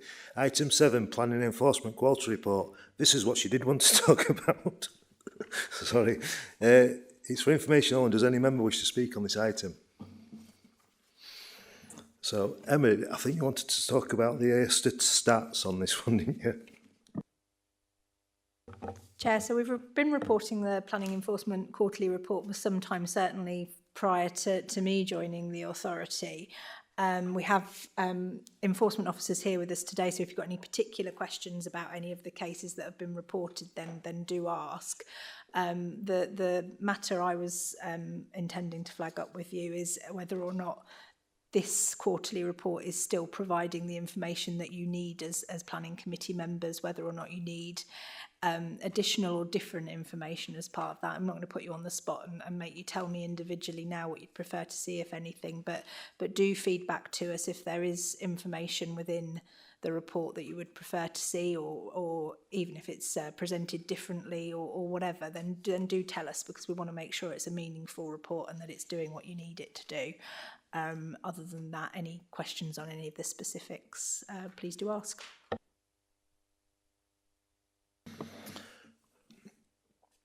So can I ask committee members move that the report be noted? Second, yeah. Right, members, ladies and gentlemen, that concludes the business of today's meeting. I would like to thank everyone for their attendance and input, and I now declare the meeting closed.